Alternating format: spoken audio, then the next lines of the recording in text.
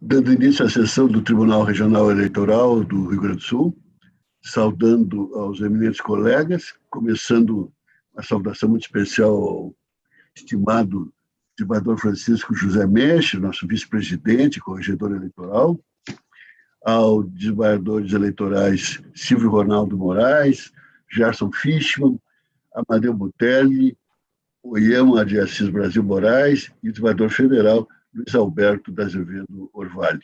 Uma saudação também muito especial ao nosso estimado procurador eleitoral, doutor Fábio Venzon. Saudação ao doutor Rogério Vargas, que secretariará esta sessão, e, em nome de quem, estendo a saudação a todos os funcionários da casa. E, por fim, aquela saudação muito amistosa àqueles que nos assistem. E, dando início aos julgamentos, o primeiro é um pedido de vista, vem à mesa para retorno, continuação do julgamento, um pedido de vista do desembargador Menche, é um recurso eleitoral de final 158/60, Ademir Marques Veiga, recorrente, de Dom Pedrito. Desembargador Menche. Eminente presidente Armínio Abreu Lima da Rosa, eminentes colegas, ilustre procurador regional, doutor Fábio Venzon, advogados que porventura estejam acompanhando a sessão, ilustre doutor Rogério Vargas, nosso secretário judiciário, servidoras e servidores do tribunal, senhoras e senhores, e a nossa audiência qualificada que tem nos acompanhado.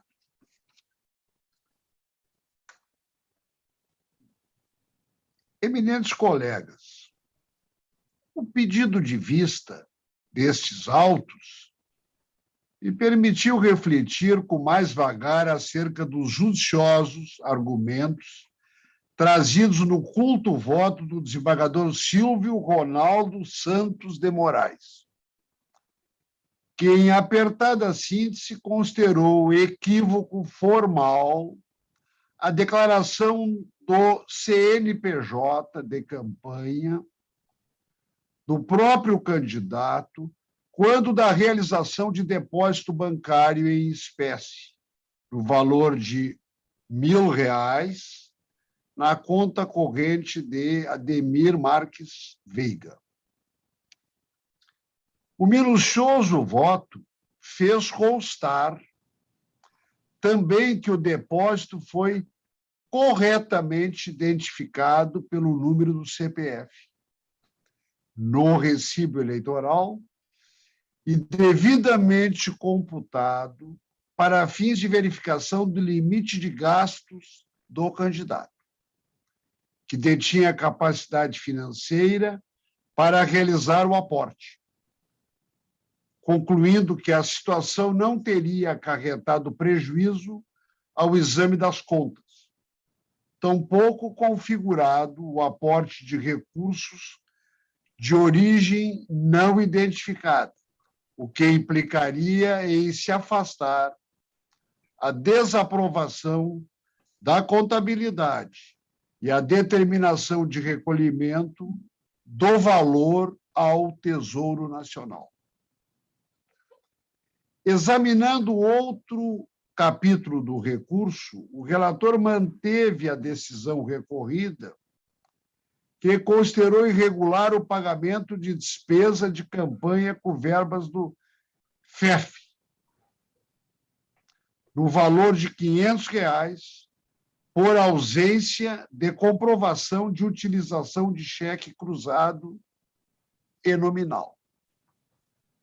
Também pude examinar as valorosas considerações agregadas na balizada manifestação do desembargador eleitoral Gerson Fischmann, que divergiu em parte do voto do relator quanto à questão da doação, por entender que não há confiabilidade na mera declaração de que a procedência é própria e que o recurso é pessoal, reprisando precedentes da Corte em que a impropriedade foi relevada quando os candidatos apresentam o extrato bancário da conta pessoal e outros meios de prova, conferindo segurança à real origem do valor depositado.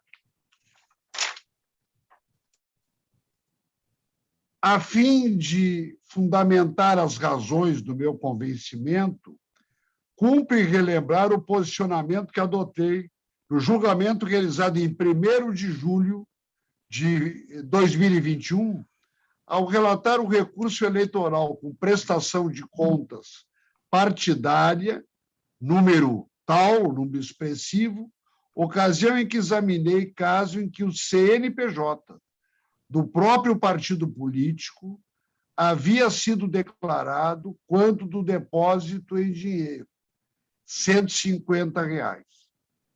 E naquele voto consignei que o recorrente atribui o recebimento de depósito identificado com o CNPJ do próprio partido, apontado pelo órgão técnico a falha da agência lotérica, que teria digitado o CNPJ da agremiação e não o CPF do depositante. Para fins de comprovação, junta agora na via recursal declaração da lotérica que realizou o depósito, informando a respeito do equívoco. Entendo que tal alegação não socorre o recorrente, uma vez que caberia ao depositante a conferência dos dados por ocasião da transação bancária. Ademais, não há nos autos documentação que poderia, eventualmente, corroborar a sua tese, como, por exemplo, extrato bancário da conta corrente de tal, contendo, não vou reproduzir aqui, contendo um lançamento débito correspondente ao depósito realizado na conta bancária do partido. Importante referir ainda que o recibo emitido, por si só, não tem o condão de comprovar a origem do recurso. Tanto que a legislação exige que as doações de recursos financeiros sejam efetuadas por meio de cheque cruzado ou transação bancária que identifiquem obrigatoriamente o CPF do doador ou contribuinte, nos termos do artigo 8º, parágrafos 1º e 2º da Resolução TSE 23.546/17. É evidente que tal precedente não é aplicável ao caso, já que o regramento da prestação de contas partidária não é o mesmo daquele que rege a prestação de contas de campanha das eleições de 2020. Apesar disso, encontro semelhança entre os casos na questão da alegação de equívoco, por ocasião da declaração dos dados do doador, CNPJ próprio, quando deveria constar o CPF, e da prova considerada apta a sanar a mácula. Penso que, tanto na contabilidade dos partidos, quanto na dos candidatos, as exigências de transparência e de controle pelos mecanismos de verificação das transações bancárias pelos órgãos competentes são igualmente aplicáveis. Nessa linha, devo aderir aos argumentos expostos na divergência lançada, no sentido da necessidade de cautela na fiscalização da movimentação de campanha e, em especial, na hipótese da inexistência de prova segura e incontroversa, do erro da declaração de dados por ocasião do depósito. Feitas tais anotações, com a devida vênia aos respeitáveis argumentos do eminente relator, Estou acompanhando a divergência inaugurada pelo eminente desembargador eleitoral Gerson Fischmann. Diante do exposto, acompanho o voto do ilustre relator, divergindo tão somente para considerar que a prova dos autos não é apta a esclarecer a origem do depósito de R$ 1.000, de forma que o recurso deve ser desprovido, para manter a sentença que aprovou as contas com ressalvas e determinou o recolhimento de R$ 1.500 ao Tesouro Nacional. É como o voto, senhor presidente. Eminente presidente, posso falar? Minha saudação a Vossa Excelência, a todos os integrantes da Corte, meus respeitos ao doutor Fábio, saudação também ao doutor Rogério, a todos os integrantes do TRE, a todos que nos assistem. Eu fico encantado com esta possibilidade, que exatamente é o que identifica uma decisão em plenário, a divergência, porque aqui se vê que todos realmente pensam no sentido de aplicar a melhor justiça. Eu apenas quero reafirmar o meu voto, porque, na verdade, eu entendo que, por se tratar de valor inferior ao 1.064,10, que aí sim é obrigatório transitar na conta, então eu realmente reafirmo, porque entendo que a exigência de eventual de apresentação, como acabou resultando do voto da maioria, de um extrato bancário como prova suficiente àquela já trazida pela parte, extrapola o que estabelece a resolução. A resolução diz que as doações financeiras de valor igual ou superior a 1.064 já só poderão ser realizadas mediante transferência eletrônica entre as contas bancárias do doador e do beneficiário da doação ou cheque cruzado e nominal. Assim é que, em sendo o valor de R$ 1.000, é desnecessário transitar pela conta. Eu entendo que há aqui um fator surpresa em relação à parte, e vejam, respeito à decisão majoritária, mas pediria uma reflexão a futuros casos, porque, ao meu sentir, a decisão da maioria está exigindo o que a resolução não exige. Neste mesmo sentido, foi a decisão do desembargador Amadeu, que eu, aliás, me louvei no meu voto, bem como a decisão do nosso procurador-geral eleitoral, que também entendeu. Na verdade, há sim o equívoco na troca entre o CNPJ e o CPF, que, confesso aos senhores, como advogado, tenho a minha identidade de advogado e a civil. A profissão de juiz tem a sua identidade de juiz e a civil.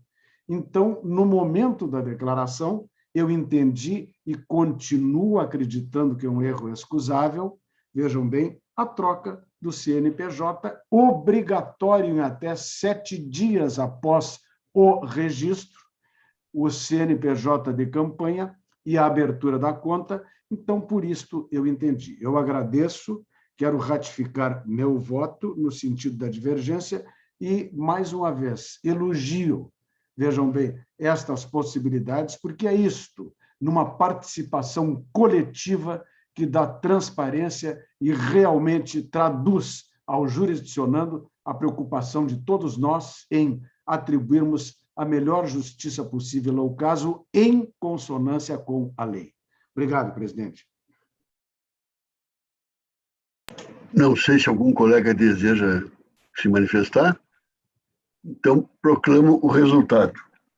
A maioria negaram provimento ao recurso, mantendo a aprovação com ressalvas das contas e a determinação do recolhimento da quantia de R$ 1.500 ao Tesouro Nacional. Vencidos em parte os desembargadores eleitorais Silvio de Moraes, relator, e Amadeu Butelli, que davam parcial provimento ao apelo e reduziam o valor a ser recolhido ao erário. Lavra o acordo do desembargador Gerson Fischmann. Segundo da pauta, é a relatoria do desembargador Francisco José Mensch, proveniente de TAPES, Kleber Luiz Moraes Laquiman, recorrente, e ao recurso de número final 48938. Aqui a sintonia com o parecer ministerial. Por isso, não sei se o doutor Vezon quer se manifestar. Presidente, em todos que tiver sintonia, não há necessidade da manifestação. Tá. Então, é o sexto e o sétimo que tem divergência só.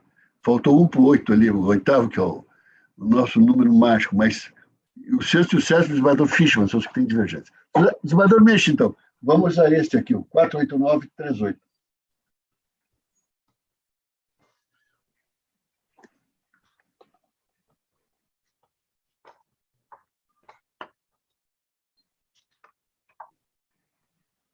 Caminho o voto, senhor presidente, pelo não conhecimento do recurso. E todos estão de acordo e proclamando o resultado por unanimidade, não conhecendo do recurso. O seguinte é o 363-45 da pauta, Erni Paulo Branchini, recorrente, de Gramado, relatoria do desembargador Mensch. Desembargador Mensch. Caminho o voto pelo desprovimento do recurso para manter a desaprovação das contas de Erni Paulo Branchini relativas ao pleito de 2020, bem como a determinação do recolhimento ao Tesouro Nacional do montante de R$ 826,66. É o voto, senhor presidente. E todos já lançaram votos acompanhando o voto do eminente relator e proclamando o resultado. A unanimidade negaram provimento ao recurso. O seguinte é o 29792 de Taquari, Silvio Pereira da Silva recorrente, relatoria do desembargador Silvio Moraes. Presidente, aqui também houve uma contrariedade à norma e isto representa 61,33% do total arrecadado, o que inviabiliza a aprovação com ressalvas. Eu estou encaminhando o voto em sintonia com o parecer ministerial pelo desprovimento do recurso, confirmar a sentença que desaprovou as contas e determinou o recolhimento da quantia de R$ 2.300 ao Tesouro Nacional. Como voto? Todos também já manifestaram votos de concordância com o relator e, proclamando o resultado, à unanimidade, negaram provimento ao recurso. O seguinte é o recurso de final 812-33, de Parobé, Antônio Carlos dos Santos, o recorrente, relatoria do desembargador Silvio. Aqui também, presidente, há contrariedade à norma de regência à espécie. O valor representa, o valor equivale a 11,7% do total dos recursos arrecadados. Em harmonia com o parecer ministerial, o voto é pelo desprovimento do recurso para manter a desaprovação das contas e a condenação à multa correspondente a 30% da quantia em excesso, que equivale a R$ 430,20. É como voto. Todos estão de acordo, né? Então, a unanimidade, negaram provimento ao recurso. Agora passamos aos da relatoria do desembargador Gerson. 192,46 de São Francisco de Assis. Paraguaçu Rodrigues da Hora, o recorrente, e aqui a divergência com o parecer ministerial. Passa a palavra ao doutor Fábio Vezon. Eminente desembargador Armindo da Rosa, eminentíssimo presidente do Egrégio Tribunal Regional Eleitoral do Rio Grande do Sul, eminentes desembargadores, integrantes da Corte, excelentíssimo doutor Rogério Vargas, Secretaria de Sessão, de quem saúde todos os servidores, e uma saudação especial à nossa audiência. Este caso aqui diz respeito ao mesmo assunto do primeiro caso julgado. Naquele momento ali o julgamento tinha iniciado, então não tive a oportunidade de tecer mais algumas considerações, mas eu aproveito então nesse processo aqui para tecer mais algumas considerações, porque eventualmente pode-se haver um entendimento, uma mudança de entendimento, enfim, alguma coisa do gênero. Eu inicio dizendo que a lei eleitoral, infelizmente, ela tem algumas coisas que eu não consigo entender, porque ela fragiliza o sistema de prestação de contas. E digo que o projeto que tem aí é para, em alguns pontos ele é bom, ele é muito bom em alguns pontos, em outros ele vem para piorar isso, para acentuar isso, para agilizar o sistema de prestação de contas. Em relação às doações, nós temos a questão Também, da mesma forma em relação aos gastos, a questão da rastreabilidade dos recursos, da onde vem o recurso, para onde vai o recurso.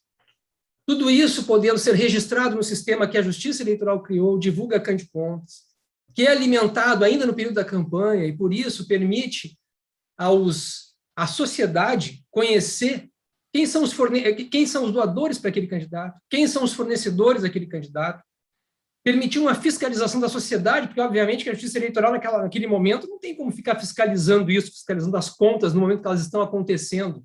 Né? É muito difícil.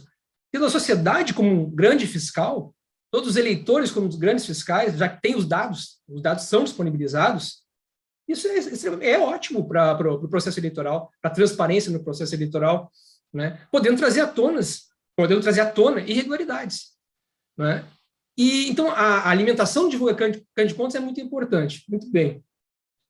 E aí, outra coisa, nós estamos tendo um avanço da tecnologia em relação à questão, a 2 pontos. Acesso bancário. Porque o permissivo ao dinheiro, a utilização de dinheiro físico para transações, para começar, eu garanto que a maioria, grande parte das pessoas, hoje em dia, já não está praticamente utilizando dinheiro físico nas transações. Hoje nós temos o Pix, temos o TED, mas, enfim, cada vez a tecnologia está avançando mais. Para as eleições que vêm, nós teremos o Pix, né? Mas tem o TED. O dinheiro está deixando de ser físico. Essa que é a grande verdade, o dinheiro está deixando de ser físico. Isso tem um lado positivo. Né? Não estou aqui tratando das criptomoedas, que até acho bom que a legislação e o projeto vedem, porque as criptomoedas elas permitem realmente transações sem identificar. Estou me referindo a Pix, estou me referindo a TED, a transferência de conta para conta. A tecnologia atual ela permite isso. Por que nós não valorizamos isso? E por que nós não dificultamos a utilização de mecanismos que hoje a maioria das pessoas não usam mais? Por que somente na eleição? Tem pessoas que hoje não usam mais cheque. Tem pessoas que... Eu, por exemplo, faz anos que eu não sei o que é passar um cheque. Por que nas eleições se usa tanto cheque? Não é? Então, assim, cheque e dinheiro. E nós vemos uma valorização disso. Um dos pontos é essa questão da doação. Se permite doações até R$ 1.064,10 por dia. Um único doador poderia, se todos os dias ele quisesse, fazer uma doação de R$ 1.000 em dinheiro, seriam R$ 5.000 de uma semana. Um único doador. Nós estamos vendo as campanhas aqui para municipais. As campanhas, às vezes, de R$ 5.000 é tudo da campanha. O único doador, durante 5 dias, ele poderia fazer a doação de R$ 1.000. E isso aí não... Nossa, isso aí partiria da declaração dele. Porque a gente volta para a questão. O depósito em dinheiro é uma autodeclaração de que aquela pessoa que está doando. Não se sabe de onde veio o dinheiro. É diferente de uma transferência eletrônica, de um Pix, que se sabe com certeza que saiu daquela conta. Nessa situação, abaixo de R$ 1.064, que é esse caso aqui, por exemplo, aqui são R$ 1.000, é uma autodeclaração. Então, isso já é a falha do sistema. O sistema já é falho. Ele já permite que dinheiro de caixa 2, por exemplo, acabe sendo depositado regularmente, né, colocando um CPF ali, de repente não é o CPF da origem daquele dinheiro. Já permite. E o projeto está aumentando para R$ 2.000. No projeto, estamos falando de R$ 2.000. Você poderia dizer, mas por que tem esse dispositivo? Se hoje em dia qualquer um pode fazer um Pix, qualquer um pode fazer uma transferência eletrônica, por que não se privilegia isso? Por que se permite isso? Porque tem pessoas informais que têm dinheiro, então precisa depositar o dinheiro. Nós estamos falando de doação até R$ 1.000. O projeto, a doação são até R$ 2.000. Quem tem R$ 2.000 para doar para um candidato, tem uma conta bancária. Então, o que justifica nós estarmos aceitando doação em dinheiro dessa forma? Eu não entendo. Eu não vejo justificativa. Acho que deveria baixar para R$ 500. Deveria aproveitar o momento agora para baixar para R$ 500. Até R$ 500 se pode doar dessa forma. E não aumentar para 2.000 como está previsto. Mas então, voltando ao caso aqui concreto, o sistema em si, infelizmente, ele está permitindo esse tipo de situação. E aí eu venho para o caso concreto, em que há um depósito em que consta um CNPJ. Algo que claramente a justiça ia verificar, né? E isso é óbvio que seria verificado. E aí, quando surge uma versão, eu sempre busco, porque eu tenho uma grande preocupação, minha grande preocupação é com montagem de prestação de contas. É com a conta de chegada.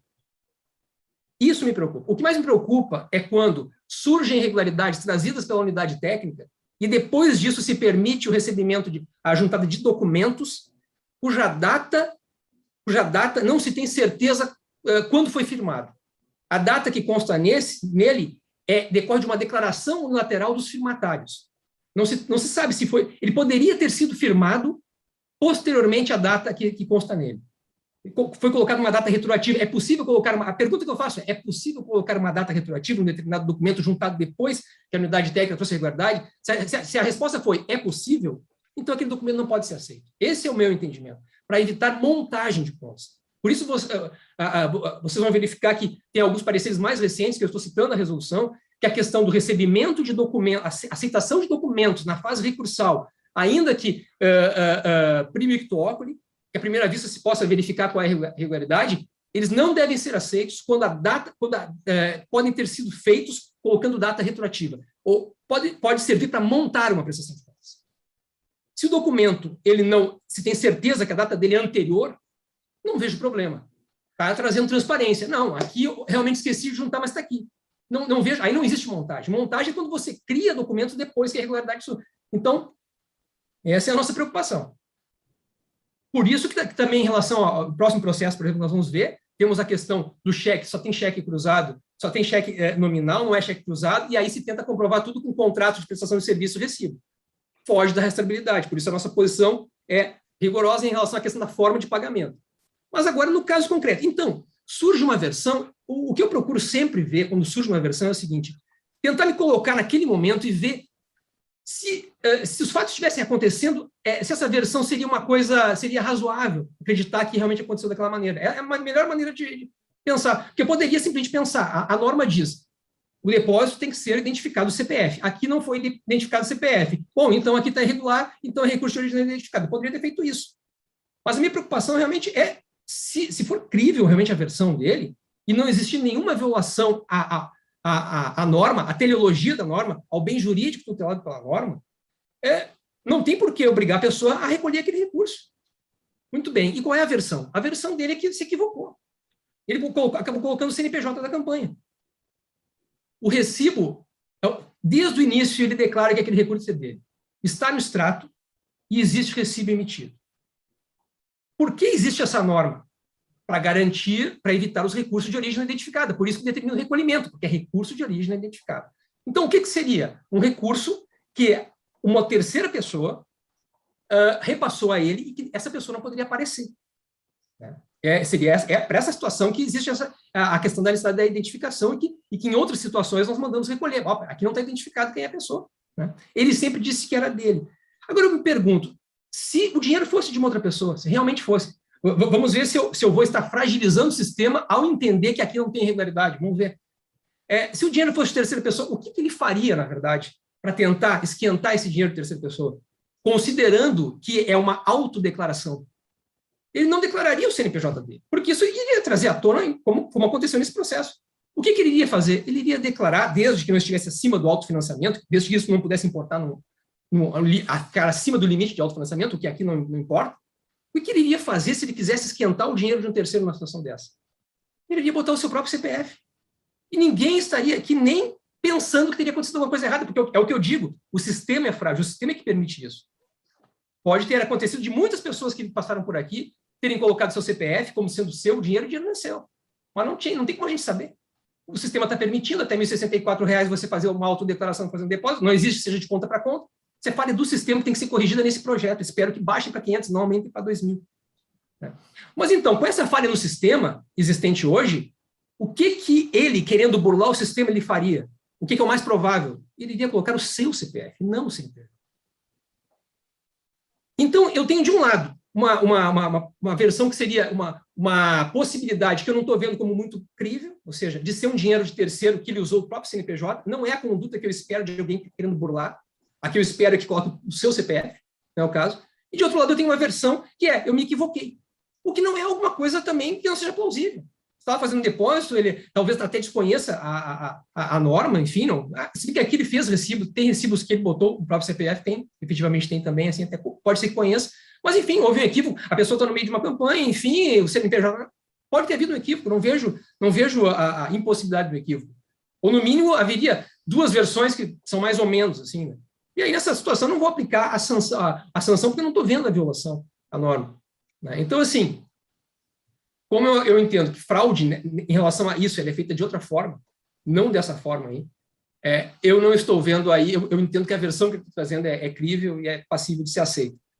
Então, em virtude disso, com essas considerações, é que nós, em relação a este valor, a esses recursos próprios, nós entendemos que não há essa irregularidade, que pode ser devolvido. E havia ainda, salvo engano, uma questão envolvendo um combustível de R$200, despesa com combustível de R$200, que ela não foi nem objeto de impugnação no recurso, então está mantida essa irregularidade, mas ela ficou acima de 10% apenas por R$6,60. Então, em virtude disso, nós acabamos opinando aqui pela aprovação com ressalvas das contas, afastando-se a condenação em recolhimento do valor de R$1.000 ao Tesouro Nacional. Desembargador Gerson. Senhor presidente, na sua pessoa, saúdo e aos demais colegas integrantes da Corte, uma saudação especial, como sempre, ao Dr. Fábio Wenzon, eminente procurador regional eleitoral, ao Dr. Rogério Vargas, que secretaria a sessão, em nome de quem saúdo a todos os servidores da casa, e a nossa sempre, como o presidente costuma dizer, qualificadíssima audiência e assistência. Senhor presidente, eu encaminhei o voto, né, no sentido de que tem já uma divergência até conhecida, e mais uma vez eu registro, quero louvar o esforço que o doutor Fábio traz, na sua posição de procurador eleitoral, numa construção que resultaria de uma interpretação de versões a respeito daquilo que, para mim, e até o momento, é um linear descumprimento da norma clara que regulamenta as prestações de contas. O artigo 21, inciso 1º da Resolução 23.607/19 determina que as doações de pessoas físicas e recursos próprios somente poderão ser realizadas, inclusive pela internet, por meio de transação bancária na qual o CPF do doador seja identificado. Eu comungo, senhor presidente, caros colegas, da preocupação que o doutor Fábio externa, no sentido de que o sistema seja o mais rigoroso possível. Quanto mais se avança em recursos públicos, mais necessário é o controle da Justiça Eleitoral. Não obstante, também é óbvio que a sociedade tem acesso aos dados do Divulga-Cand. Sabemos, pela experiência, de que se a Justiça Eleitoral, que superaparelhada, já encontra dificuldades no rastreamento, quando não acompanhada a prestação daquilo que a norma exige, acho muito difícil que a sociedade como um todo vá fazer esse rastreamento. Então, eu continuo entendendo que, nesse caso, nós estamos, sim, porque sem o CPF, nós não temos como identificar o trânsito desse dinheiro, porque o candidato está usando o dinheiro que não se sabe de onde veio. Ainda, o que mais reforça, e eu volto a dizer, eu compreendo a posição que o doutor Fábio defende, mas a mim mais reforça a necessidade da reprovação, ainda que num valor que não seja muito expressivo, mas pela conduta, no sentido de que, se nós temos que fazer uma construção para acreditar numa possível versão de que teria havido um equívoco quando bastaria a colocação do CPF, o juntado de extrato, me parece que não é esse o espírito da lei. A lei é muito clara, e aí não há razão aqui, a meu sentir, que justifique essa interpretação de uma intenção que teria sido por um equívoco não corrigido e onde não aparece a origem clara para rastreamento da Justiça Eleitoral.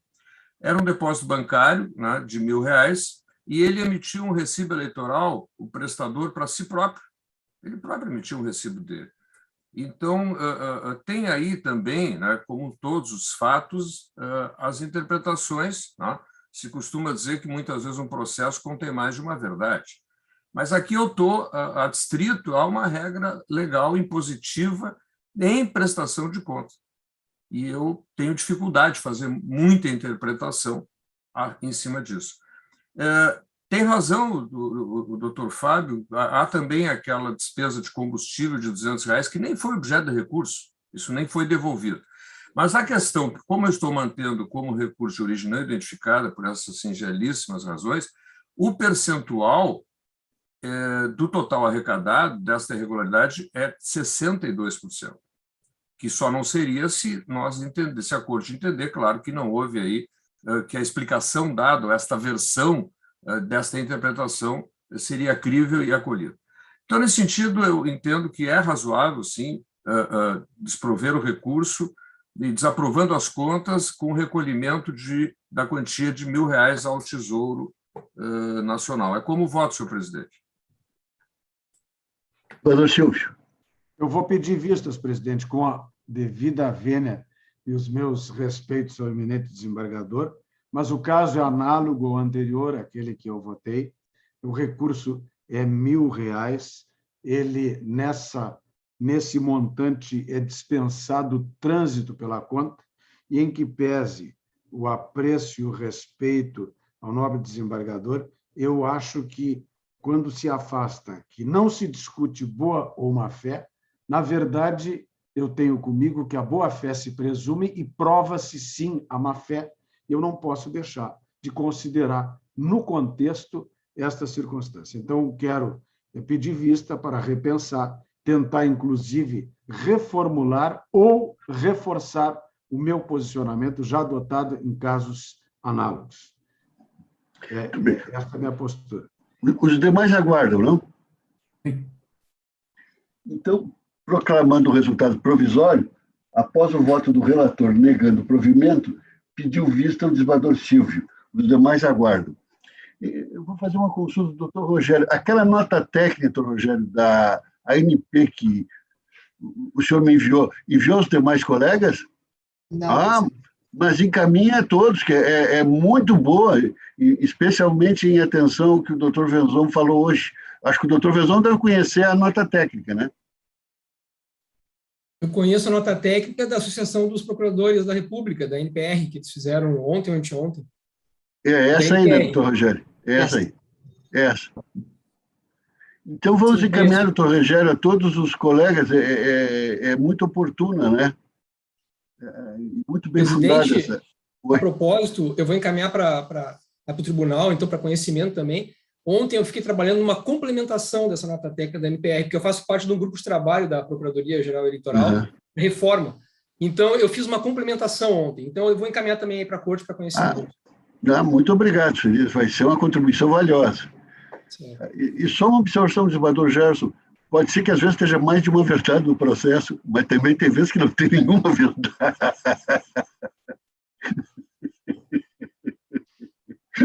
E eu costumo dizer, brincando assim, perante o padre, né, na confissão, até se diz alguma verdade. No psiquiatra, a pessoa se abre. Agora, perante o juiz, aí, quando a verdade fica mais descamoteada, né? E essa sua observação, presidente, é verdade. Também tem processo que não tem verdade. Então, meus colegas, o sétimo da pauta agora é o recurso eleitoral 201/94, de Dom Pedrito. Então, vejam que a distribuição falhou aqui, ó. Come para o desembargador Gerson aqui. Eli Ferreira Barbosa é o recorrente. Tem divergência aqui. Doutor Venzon. Senhor presidente, renovando as saudações. Neste processo da prestação de contas de Eli Ferreira Barbosa, eleição 2020, candidato a vereador em Dom Pedrito, a sentença desaprovou as contas em virtude da utilização de recursos próprios na campanha, no valor de R$ 2.700, seria incompatível com o patrimônio declarado no registro da candidatura, que era zero patrimônio. E também despesas no valor de R$ 4.890, que teriam sido pagas sem a utilização do cheque cruzado e nominal. Em relação à primeira questão, foi acostada aqui declaração de rendimentos, enfim, que me parece não deixa dúvida que teria condições de fazer essa doação. Né? Então, nesse ponto aqui, rendimentos tributáveis no valor de R$ 99.000, enfim, quando esse ponto, e a Corte, nesses casos, tem sempre entendido que aquela ausência de declaração no registro não impede, né, de sabermos que a doação foi realmente feita pela candidata. Então, estamos aqui opinando por afastar essa irregularidade. Em relação à segunda irregularidade, aí é a questão dos cheques. O que nós temos aqui? Contratos de prestação de serviço, recibos. Não é nem a questão da data, porque eles foram apresentados até antes do parecer conclusivo, né? Talvez até antes assim, do relatório. A questão é que vai-se no Divulgacand e todos eles, os valores, esses 4.800 e pouco reais, outras pessoas, outros fornecedores aparecem valores ali. Tem uma gráfica que aparece que o valor, aparece a gráfica ali, enfim. Mas essas pessoas todas aí, esses pagamentos todos, a grande parte no valor de R$500, alguns outros 3 num valor um pouco menor, vai-se no Divulgacand e está de acordo com o que a unidade técnica disse. Saque na boca do caixa. Aí é aquela velha história. Por exemplo, a sociedade em nenhum momento soube quem é que recebeu esse recurso, que no Divulgacand não aparece. Aparece aqui na prestação de contas que ele trouxe os contratos de prestação de serviço, mas no Divulgacand não aparece. Né?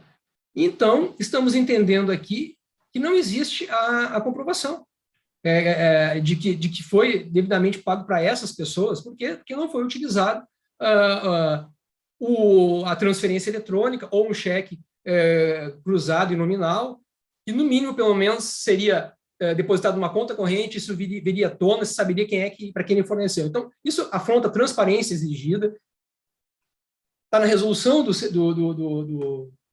TSE, reforçando que a resolução do TSE este ano foi mais rigorosa nas eleições de 2020, porque trouxe o cheque cruzado, incluiu o cheque cruzado, que ele não estava previsto na resolução anterior, então ela tornou mais rigorosa ainda a questão da forma de comprovar.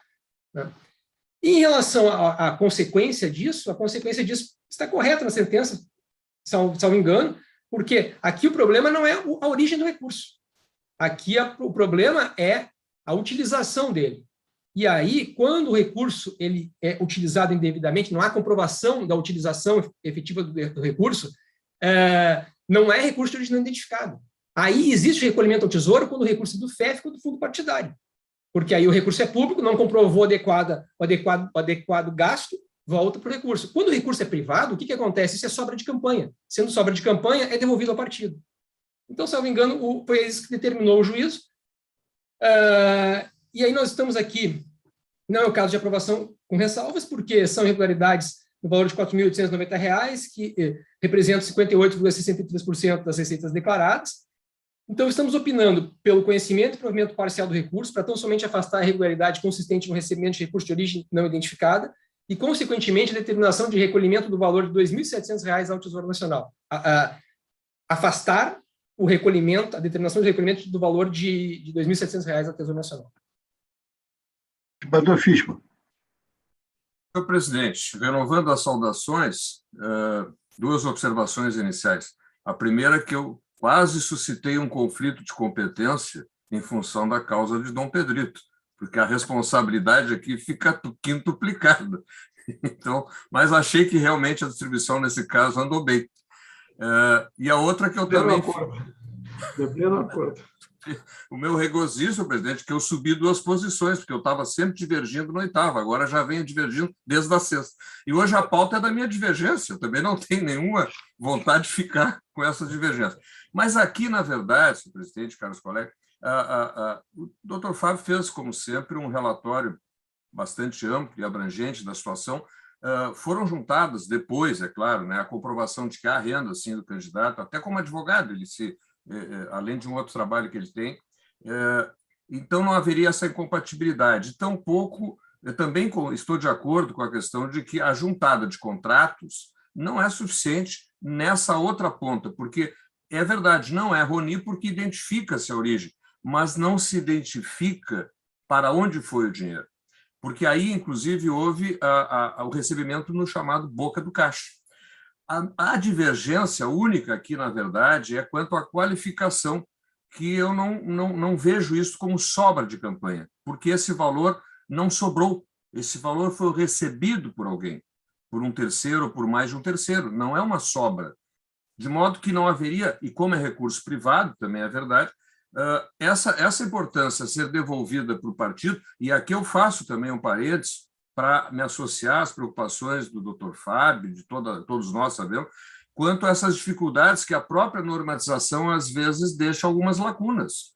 Porque aqui há, sim, um dinheiro que não se sabe quem recebeu, portanto, é uma irregularidade de caráter até grave, mas eu não posso qualificá-lo, à luz da legislação, como sobra de campanha, ao ponto de que ele tenha de devolver algo ao partido que o partido nunca recebeu também. o partido não teria título para receber isso.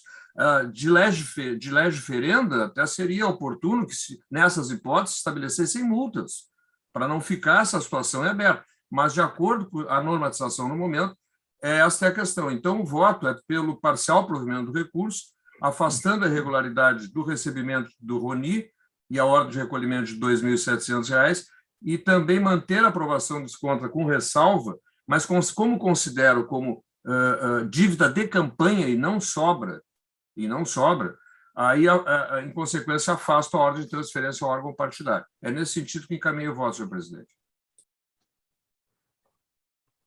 Pergunto se os demais colegas estão de acordo. Então, posso proclamar o resultado. À unanimidade, deram parcial provimento ao recurso para, mantida a aprovação das contas com ressalvas, afastar as ordens de recolhimento do valor de R$ 2.700 ao Tesouro Nacional e de transferência da quantia de R$ 4.890 ao fundo partidário. É esse o resultado. Agora passamos à relatoria do desembargador Butelli. É o 750-95 de Colinas, Fabial Adolfo Zarte, recorrente. Aqui a sintonia com o parecer ministerial. Então, desembargador Butelli, tenha a bondade. Senhor presidente, na pessoa de Vossa Excelência, saúdo todos os integrantes da Corte. Saudação ao doutor Fábio Venzon, procurador regional eleitoral. Doutor Rogério Vargas, secretário desta sessão, na pessoa de quem cumprimento todos os servidores do TRE Gaúcho. Uma saudação especial também à nossa querida assistência. Senhor presidente, aqui é um caso bastante simples. O candidato Fabial Adolfo Zarte, candidato a vereador no pleito passado, teve as contas desaprovadas por divergência na movimentação financeira. Houve um equívoco num depósito de R$ 300 que foi depositado por ele próprio, candidato, na conta do fundo partidário e não na conta correta, que seria de outros recursos. Então, logo evidenciado este equívoco, houve a devida correção com a transferência do valor para a sua conta particular, mesma conta utilizada para a transferência inicial. Esses valores não foram utilizados na campanha, não houve prejuízo algum à transparência e conferência das contas, de modo que não se tratam de recursos nem de terceiros e tampouco de verbas públicas. A conduta apresenta-se correta de parte do candidato e eu estou encaminhando o voto, então, pelo conhecimento e provimento do recurso para aprovar com ressalvas as contas do recorrente relativas ao pleito de 2020, com fundamento no artigo 74, inciso 2º da Resolução TSE, número 23.607, de 2019. Este é o voto, senhor presidente. E é o voto de todos, não? Então. Senhor presidente, eu ouvi que é do município de Colinas, que é um município jurisdicionado à Estrela. Então, eu não sei se... porque diz aqui que é o cargo de vereador no município de Estrela. Talvez haja uma pequena confusão aí. Eu tenho a impressão que é Estrela. O candidato é de Colinas e que é município jurisdicionado à Estrela. Só consultaria para não gerar... Teve o material. Sim, vamos ver o eminente relator. Eu tenho aqui como Estrela, né? E ali está a procedência de Colinas. Tem que dar uma verificada. Ah, então então ele é candidato em Colinas. Sim. Talvez o Fabiel é candidato... Em Colinas, então Fabiel é candidato a vereador em Colinas, que é cartório eleitoral de Estrela. Isso. Isso. Mas é candidato em Colinas. Só no sentido de auxiliar. Tá. Mas não há nenhuma suspeição, né, desembargador Meixo, coisa que o VAR... Não. Então tá, proclamando o resultado, a unanimidade deram provimento ao recurso, aprovando as contas com ressalvas. O seguinte, desembargador Butelli, o 37829, Anderson de Freitas Garcia, Pelotas. Senhor presidente, renovando as saudações, aqui houve um recurso do Anderson contra a sentença que aprovou com ressalvas suas contas de campanha, por dois motivos, né? Pelo descumprimento do prazo de entrega de relatórios financeiros à Justiça Eleitoral e a aplicação irregular de recursos do Fundo Especial de Financiamento de Campanha, no valor de R$ 1.800, cujo recolhimento foi determinado ao Tesouro Nacional. O candidato prestador de contas entende que, com a juntada dos contratos e recibos respectivos ao gasto de R$ 1.800, estaria atendido o mandamento legal, que não é o caso. O descumprimento com relação à prestação das informações acabou sendo sanado, com a apresentação de relatórios em 24 de outubro e 15 de dezembro, conforme consta dos autos. Não houve qualquer prejuízo à confiabilidade da documentação contábil, e esta falha não obstaculizou a fiscalização da sua movimentação financeira de campanha. Ainda que esta falha seja de natureza formal, enseja a anotação da ressalva prevista no artigo 76 da Resolução 23.607 de 19.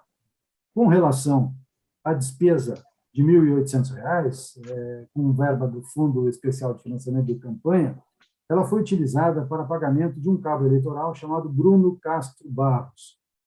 O candidato apresentou o contrato e o recibo respectivo, no entanto, não apresentou cópia do cheque emitido para tal pagamento, que seria imprescindível a verificação da correção do pagamento efetuado. Mesmo notificado para tal, ele não atendeu o chamamento. Como sabemos, e já discutimos na data de hoje ainda, né, que o artigo 38, inciso 1º da resolução citada, exige que os cheques para pagamento desses tipos de despesas sejam emitidos na forma nominal e cruzada, justamente para proporcionar a rastreabilidade. No caso aqui, com mais razão ainda, por se tratar de verba pública. Houve um repasse para o candidato do partido político da ordem de R$ 45.977.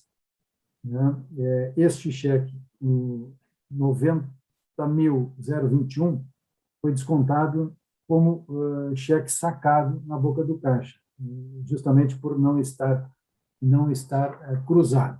De formas que, senhor presidente, encaminho o voto pelo conhecimento e desprovimento do recurso interposto por Anderson de Freitas Garcia, mantendo a sentença que julgou aprovadas com ressalvas às suas contas relativas ao pleito de 2020, impondo-lhe o dever de recolhimento da quantia de R$ 1.800 ao Tesouro Nacional, com fundamento nos artigos 74, inciso 2º, combinado com o artigo 79, parágrafo 1º da Resolução TSE 23.607 de 19. Este é o voto. Todos de acordo? Proclamo o resultado por unanimidade, negaram provimento ao recurso. Agora passamos à relatoria do senador Oyama. O recurso de prestação de contas, 27524, João Antônio Carpes Weber e recorrente, de Júlio de Castilhos. Senador Oyama. Senhor presidente, me associando a todas as saudações já feitas, em especial à nossa audiência, o candidato a vereador João Antônio Carpes recorre da sentença que desaprovou as contas de campanha por emissão irregular dos cheques não cruzados para pagamento de despesas que eu cito aqui no voto, entre as quais a empresa Essente Jus Contabilidade e os contadores associados. Ele diz no recurso, né, que ele traz imagens dos cheques de modo que a demonstrar que é possível a rastreabilidade e a comprovação dos pagamentos. E eu tenho que realmente, embora haja o descumprimento porque os cheques não foram cruzados, né, a documentação complementar que ele trouxe indica suficientemente o destino dos valores e comprova o pagamento, e é nesse sentido, inclusive, o parecer da Procuradoria, que foi até retificado hoje pela manhã. Então, o voto, senhor presidente, é por dar provimento ao recurso e aprovar as contas com ressalvas, inclusive porque é esse o pedido do recorrente. Os votos já lançados acompanham o voto do eminente relator e, por isso, à unanimidade, deram provimento ao recurso para aprovar as contas com ressalvas. O seguinte desembargador também é de Júlio de Castilhos. Milton Soares, o recorrente, é o 26747. Exatamente, é exatamente igual ao recurso anterior. Também despesas de campanha com cheques não cruzados, mas que a documentação permite a rastreabilidade e a comprovação nos termos, inclusive, do parecer da Procuradoria, e o voto é pelo provimento do recurso, aprovando as contas com ressalvas. É o voto de todos, e por isso proclamo o resultado. A unanimidade, prover o recurso, aprovando as contas com ressalvas. Agora passamos à relatoria do desembargador Luiz Alberto Azevedo Orvalli. O recurso de prestação de contas 33762, de Formigueiro. Aqui é recorrente o promotor eleitoral. Eu não sei se o doutor Venzon, em função disso, deseja alguma manifestação, mas a sintonia. Senhor presidente, essa questão, que é a questão do autofinanciamento, se soma aos recursos do vice, a Corte já julgou outros casos, né? Então, soma-se, a Corte entendeu que soma-se os recursos do vice, né? Então, se aqui vai se manter essa linha de entendimento, nós não temos necessidade de fazer sustentação oral. Desembargador Orvalli.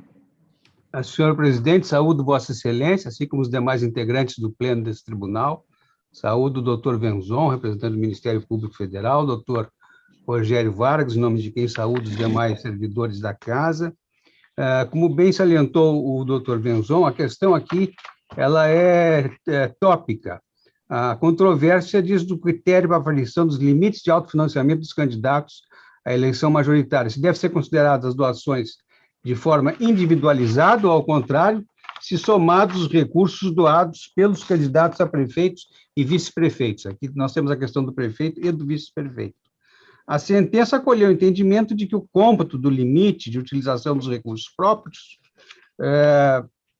deve ser de forma individual, ou seja, por meio de análise do montante doado por cada um dos candidatos. E, diversamente em suas razões, o recorrente sustenta que a aferição do limite do autofinanciamento deve ser considerado o valor das doações e recursos próprios em conjunto, já que a eleição majoritária obrigatoriamente exige uma candidatura plurissubjetiva, ou seja, com 2 candidatos em uma chapa única e indivisível, razão pela qual a mesma lógica deve ser aplicada em relação às doações. E, de fato, tem vários dispositivos da Lei 9.504 que, ao disciplinar a matéria quanto à campanha do candidato a vice, consideram sua candidatura interdependente à do cabeça de chapa. Em destaque, tenho que a tese sustentada no apelo ministerial harmoniza-se com o sistema eleitoral majoritário e com todas as demais normas que decorrem da unicidade da chapa, de modo que o provimento do recurso, em medida que se impõe. Ante o exposto, eu voto pelo provimento do recurso para aprovar com ressalvas as contas de Josélvio Gonçalves Cardoso e Gilson Murilo Belmiro Severo e condená-lo ao pagamento da multa eleitoral de R$ 8.892,25 por infração ao disposto no artigo 27, parágrafo 4º, da Resolução TSE 23.607/19. Todos estão de acordo. Então, proclamando o resultado, por unanimidade, prover o recurso, aprovando com ressalvas as contas de Josélvio Gonçalves Cardoso e Gilson Murilo Belmiro Severo, determinando o recolhimento da multa eleitoral de R$ 8.892,25 ao fundo partidário. E, por fim, desembargador Orvalli, é o recurso com final 24234, mais um de Júlio de Castilhos, Marcos Isair Sequim Somavila, recorrente. Desembargador Orvalli.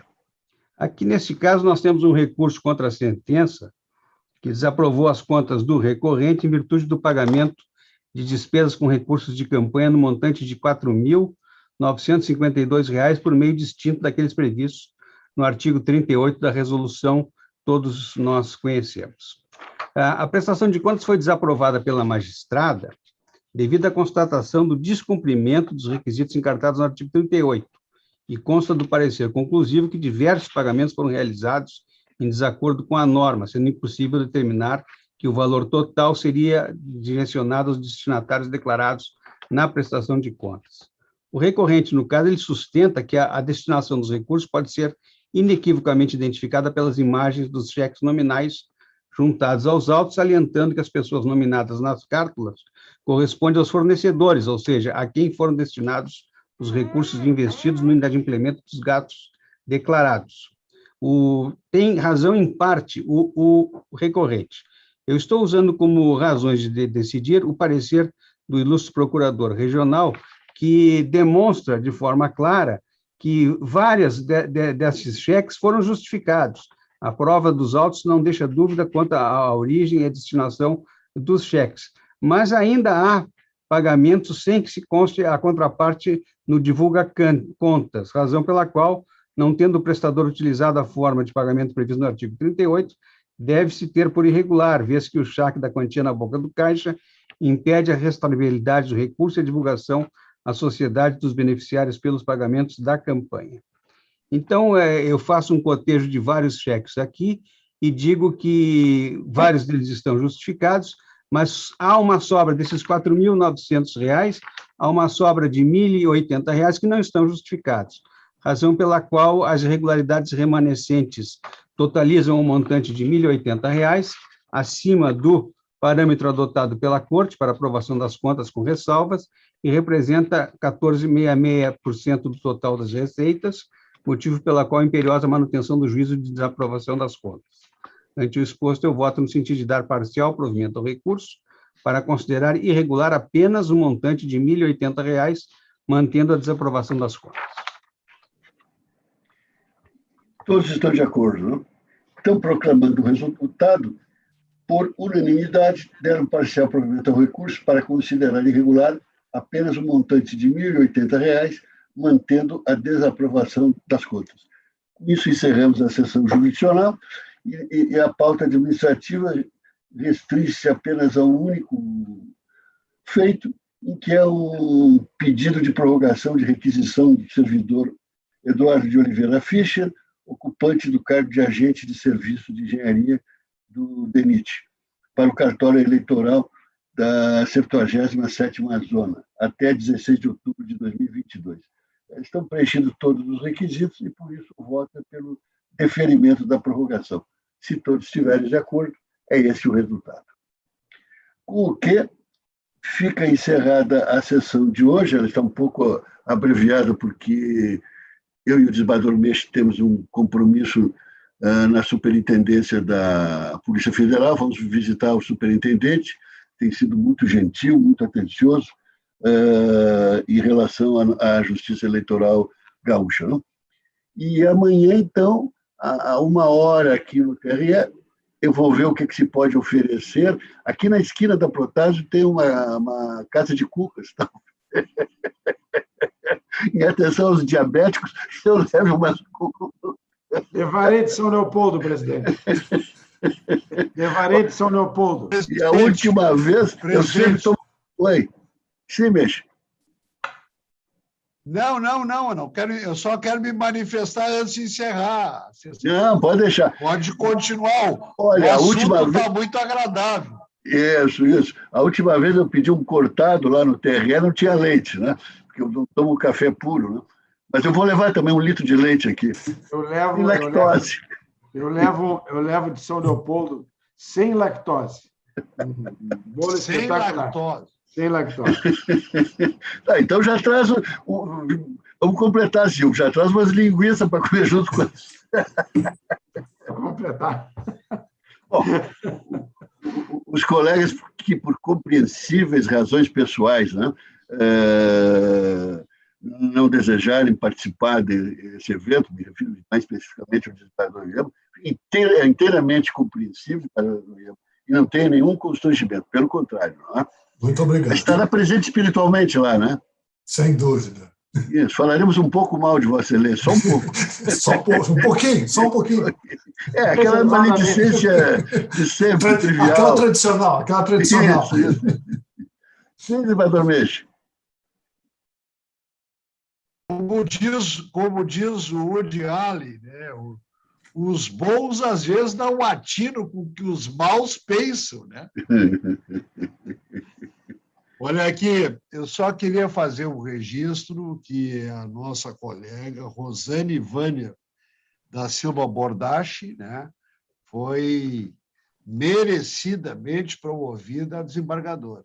E tem o lado bom e o lado de perda, né? Uma grande perda para o nosso Tribunal Regional Eleitoral. Não sei se algum colega quer se manifestar. Creio que é o pensamento de todos, né, que já externaram em rede. Né? Então, vamos ter o desembargador Mário aqui dia 8 e vai haver no órgão especial uma eleição de um novo juiz para vir ocupar a vaga da hoje desembargadora Rosane Bordache. Terreno também porta giratória, né? O pessoal está entrando e saindo assim. Né? Mas tudo bem. Tirando o Silvio é o contraponto. Né? Aí é uma linha Maginot, não é? O decano? Então, tá. Oi? O decano? Não, o desembargador Silvio está aqui há 8 anos aqui, desembargador Silvio. 10 com os interstícios. O decano da corte. Não, é o usucapião. O usucapião, cara. Verdade. Então, tá. Isso significa muito reconhecimento e muito prestígio. Sim. Sem dúvida. Então, até amanhã, nos encontramos aqui no TRE, né? Vamos ver se teremos esse brunch, né? Vamos fazer um brunch lá no TRE. E a todos, então, um bom final de tarde, um abraço e até amanhã. Boa tarde a todos. Amém.